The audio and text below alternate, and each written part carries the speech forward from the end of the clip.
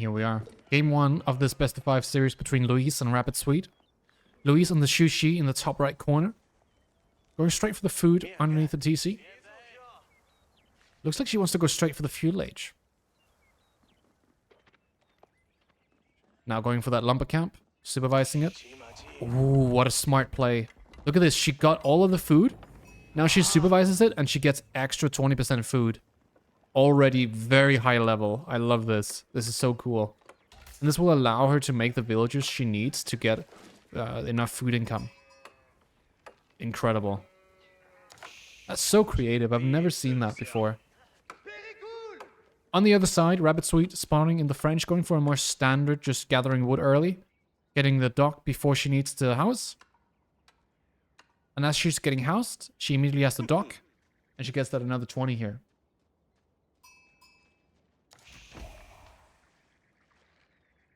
So now both players going with the dock. Rabbitsweet a bit faster. Already got that fishing boat in queue. And now the 5 on food that she needs to maintain villager production. Rabbitsweet going for a little bit of a scouting out into the base, checking out. Is there any shenanigans coming up? Any spears? Perhaps just straight field age.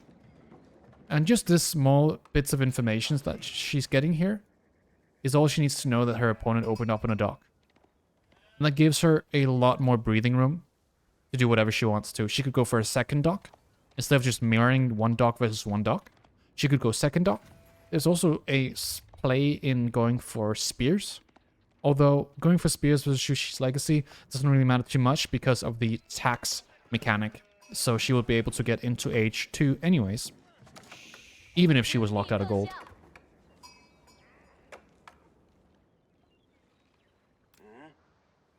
So she knows it's going to be a dock. Question is she going to go for more villagers on wood? It doesn't really look like it. So because she doesn't go more villagers on wood, it does signal to Luise that this is going to be just a straight feudal play after the dock. I'm going to have to deal with these knights one way or another. Sure, she can do that in multiple ways. They can go for towers and gold, just go straight castle age. Alternatively, they can make spears and horsemen and try to play it out. Which can also be very good on this map, right? Because you want to also secure a lot of food. If your opponent's allowed to just take pawns and you're not defending them, then you have a really, really hard game on your hands. So you definitely want to be in an equal position having 2 pawns versus 2 pawns or 1 pawn versus 1 pawn like we're seeing right here.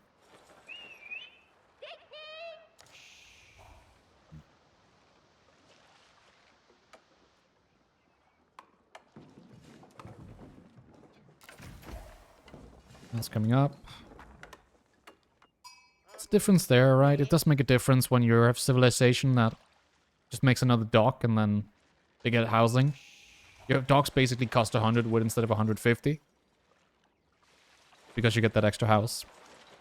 Whereas a civilization like Zhu Xi can go for villages, they can go for more houses. They're quite unique in that aspect. School of Cavalry coming through. 4 villagers on it. Wants to get up somewhat quickly, but not speeding it too much. Now adding another 2 villagers. Definitely wants to get to fuel age very quickly. I'll take it back. 4 on gold. Lots of food, right? Because she got that fishing boat. This is deep water fish. This is one of the fastest gathering resources in the game. And with fishing boats on it, and this in such a short distance between the docks and the resource itself, it's just going to be incredibly fast food income. She's got 8 villagers on food right now, and about 400 food per minute. That's very powerful.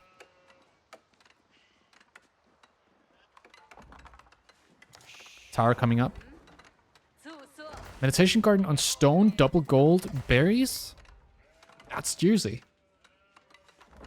That's a juicy, juicy landmark right there. So tower coming up. 6 villas out here could just go straight to gold. She is gathering a lot of wood though, and she has to be careful, right? Because this is an extremely exposed wood line. But she's going for a second dock over here. That's going to give her vision over the rest of the pond. Potentially denying any sort of attempt to do dock drops and make fishing boats in the opponent's pond here from Rabbitsweet. So, villager gets taken back. She has plenty on gold now. Still a lot of on wood as well. She doesn't seem like she wants to go straight Castle Age. She looks like she still wants to make more docks, perhaps more spears, to counter the knight play coming out from Rabbitsweet, who has already got 2 knights in queue. Now with the dock here, not really any more fishing boats being produced though. She's got 4 in total. So she is actually kind of equal to Luise right now, who has 5 fishing boats. The most important thing when you play hybrid maps is that you don't fall behind in fishing boats, because the food income is so valuable. The longer the game goes, if you're behind in fishing boats, you might take good trades, but your opponent just has a better economy. You have to think about the docks as sort of like second town centers. You can't produce out of them non-stop. Sometimes you have to allocate your wood elsewhere. But if you're not producing out of them at all, and not getting, you know, a lot of fishing boats on each of these deposits here, it's going to be quite tough. Especially when your opponent's doing it. So now Rabbitsweet, multiple knights in queue, second stable as well. Wants to just build up the knight numbers. And you know knights can counter most units in this game. They probably struggle a little bit against massed crossbows. But the more knights you have, the more units you have that can heal. Oh, villager goes down. The more units you have that will heal, and the more bad trades will get turned into good trades. We talked about it in the previous series that we cast with Nostromia versus Pepino Pig. You have healing units. You cannot take trades against somebody who has healing units, because they will take a bad trade and you will take an even worse one, because they are going to go back and heal and it becomes good for them, but you can't.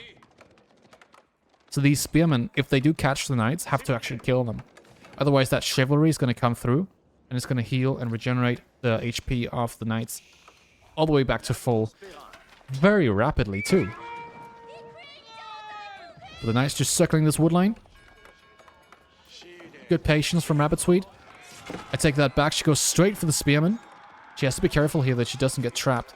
More knights coming in. Gets another villager kill. Is she able to micro this? Scout goes away. Doesn't lose the scout. Careful. Knights not going down. Back and forth. Look at this micro. Wow. Is this Lucifron or is this Rabbitsweet? I can't tell the difference. Knights getting pulled away. That hand cannon shot doesn't hit the knight. She's able to keep all of her knights alive. Wow. And then chivalry is queued. My god, if you're not a Rabbitsweet fan after watching that, nothing's gonna make you a fan of anyone. Wow, that was impressive. She found 2 villager kills. She lost 1... She's lost 90 resources somewhere. I don't know from what. Maybe the scout died. Yeah, the scout died. And then she preserved every single knight afterwards. We're in for quite a best of 5 here. These players, I'm gonna say it now, they are equally skilled. If you can pull that off with French, I am curious to see what else you can pull off. She has to be careful though. Hand cannon slits here will one-tap these knights. She pulls them away! She pulls them away in another group. She has 2 groups right now. What? Did you see that? She has a group of damaged HP knights and one of full HP knights so she can charge.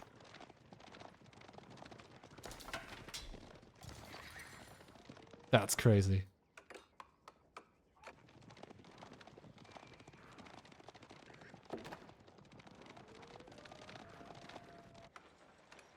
Upgrades coming through. She's got survival techniques, as you do when you go onto the deers. Or the deer, I should say. I got corrected by a hunter the other day. You don't say deers, they're all the same. One has to assume that they would be different kinds. Archer ship here to defend. Damage knights getting pulled away. More knights in queue. Luise going into horseman here. Is that the right play though? I mean, you can go for raids. That's great. She might be able to catch this villager out here gathering deers. But the horseman would be an ideal counter to the archers that aren't being produced from Rabbitsweet. But she finds that one villager kill, completely justifying that horseman switch. Spears here in defensive position. Has to be careful with those damaged knights. Charges in again. Finds another spearman kill. These are small trades, but over time, If you keep that kind of aggression up, it will make such a big difference. Oh, she loses a knight. 2 spears go down. It's an equal trade in the end, but she could have kept that knight alive. 3 spears cost the same as 1 knight, so this didn't change too much. And she's still taking damage from this outpost here. She has to be careful here. Use stand ground. Charges in again, though. Garrisons the Ville, finds some idle time.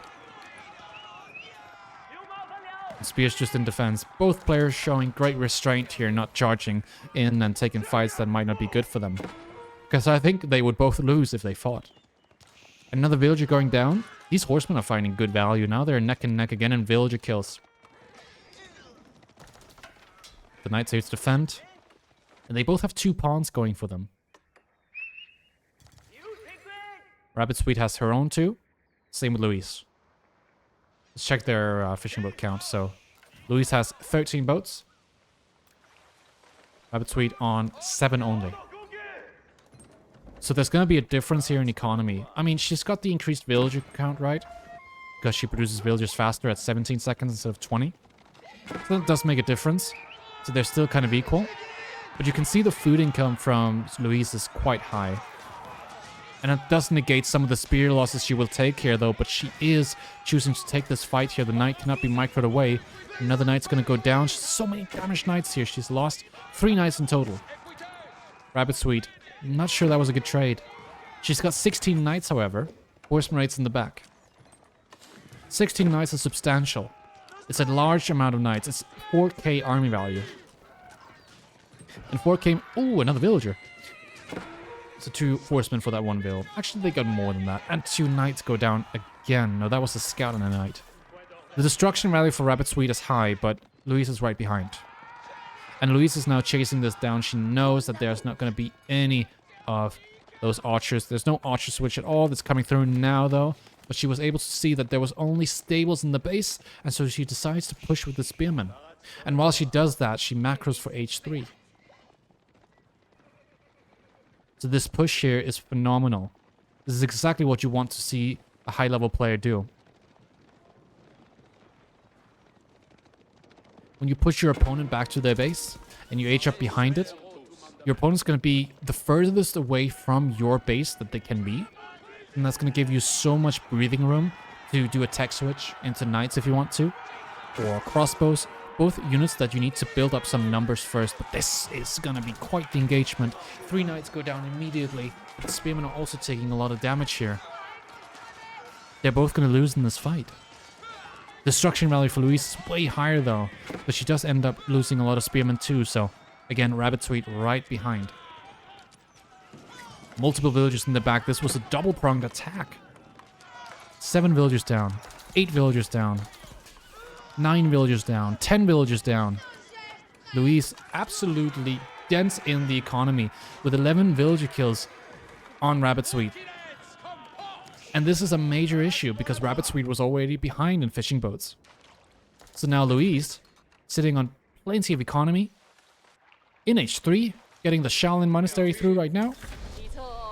She can now go into knights, crossbows, and just hard counter the Fuel H army of Rabbitsweet. What a play. I mean, Rabbitsweet got completely outplayed here, mechanically and strategically. Rabbitsweet had great mechanics with the knights, but was just not able to fight off 20 plus spearmen. And she was not able to run around the spearmen because they were right in her base, and now she's getting outpaced by that H3 timing. And the towers are getting upgraded here. She vows to maintain the gold axis. And now Rabbitsweet goes straight for that back line. She senses that she must be gathering wood there since that first wood line did run out. There are plenty of spearmen here, and she cannot take this trade. Luise did a dock drop over here. Starts to apply pressure on this will be great. And even if she does not build any units out of the dock, she could do it, but she could also just not do it because Rabbitsweet is already now committing to making attack ships. So that's already resources being sunk into just taking out this 150 wood cost dock. I mean, a warcock is going to cost you over 300 resources and a galley is going to cost you 230. That's over 600 resources. Just for this dock here being placed. The presence of it. Going for the Springle chip. She decides she wants to actually pressure this. This is something that Rabbitsweet should not have any issue dealing with. She might lose the Archer ship here because she's not able to heal it in time. A demo ship here would be clutch. And now the army of Rabbitsweet decides to go for the dock.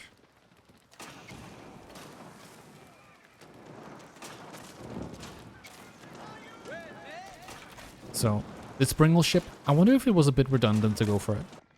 But now, Luise decides to go into Knights. She has plenty of spears, she still has some horsemen. The horsemen don't care about this dock. They have nothing to do here. They want to go straight for the base of Rabbitsweet, because Rabbitsweet has to age up, right? At this level, you cannot play feudal endlessly. So you want to go into H3. She's going to be able to find pickoffs here if she sees the archers. And then when she goes to Knights, Knights will counter the feudal age archers and Knights. Because they're so much more powerful. She sees the H3.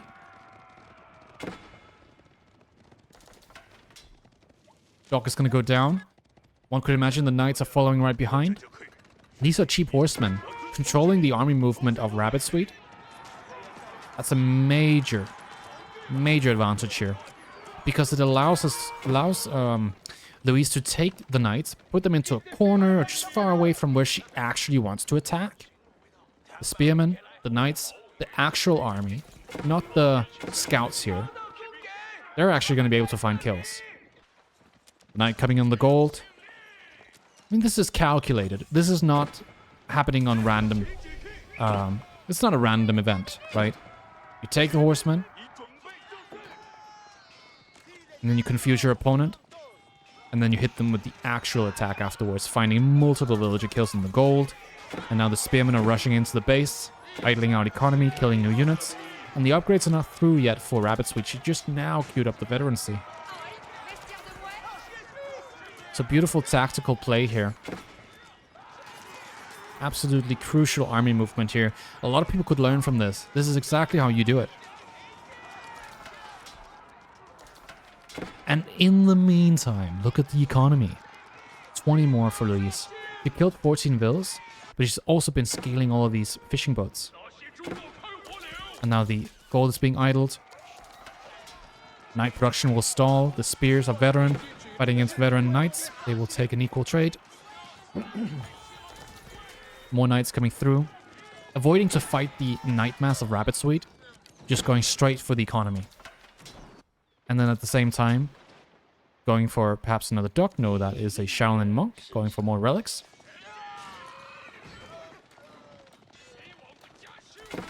Back on the gold. Getting good damage. 17 villager kills. And look at that income difference. That idle time is so massive. It's 1,000 income for Rabbitsweet. And it's 3,000 income for Luise. Almost. Actually, it's almost 4,000 income. Holy. It is so much. She can afford to lose everything she sends in here because of the damage she's doing. And how far she is ahead behind. She could go into Yuan Dynasty if she wanted to. Get those pagodas going. But she doesn't need to. She stays in Tang Dynasty and just spams units. Keep it simple. Keep abusing the positional advantage. Great stuff.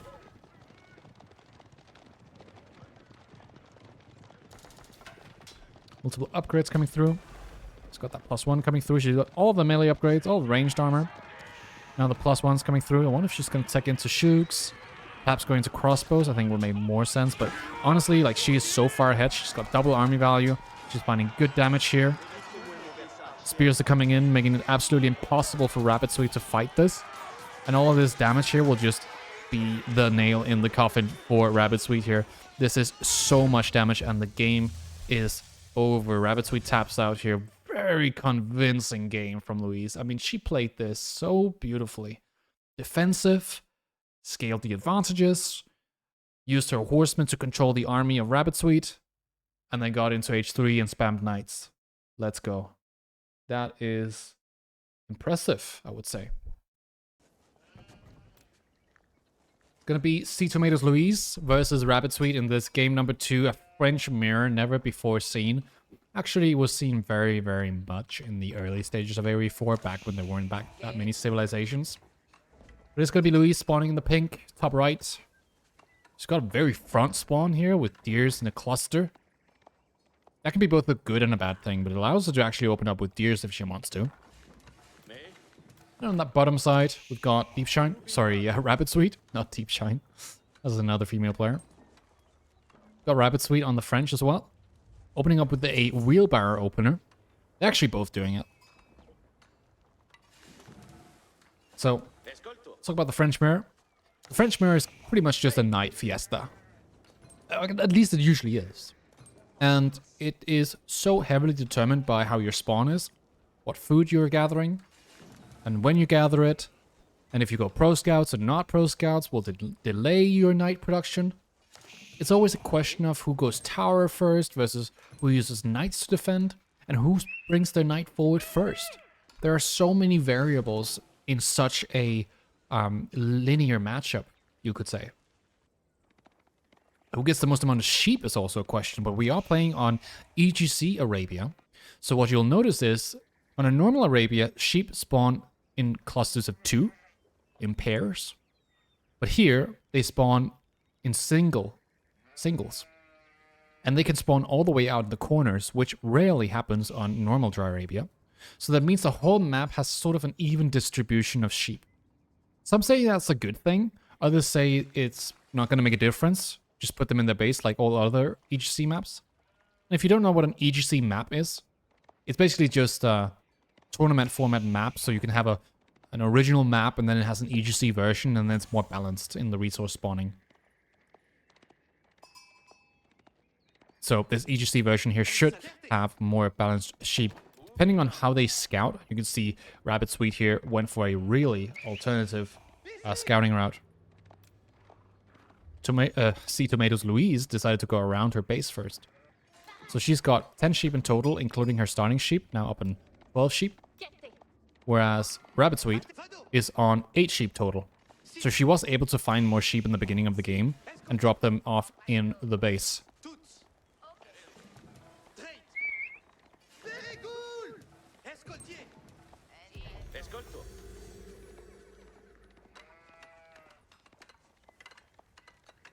What's really interesting here is they're going for the exact same build order.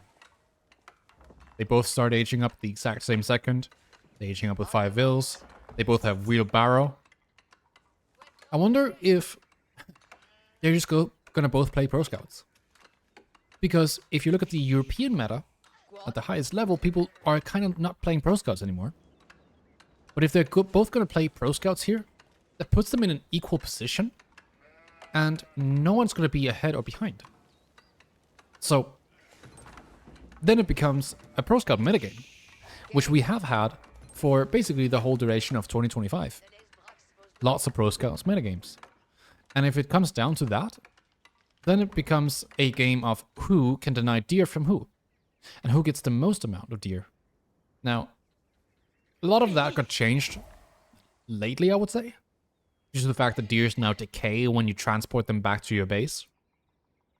But that just means that it's going to be more focused on getting more knights out so that you can kill the enemy scouts instead of trying to take the enemy deer. So, I would not be surprised to see them just go for 2, maybe 3 scouts. They both open up with knights, but Rabbitsweet opens up with horticulture as well, buffing her berry and sheep income. So she goes for a knight. She doesn't have pro scout. Actually, none of them have pro scouts. I'll take it all back. Never mind.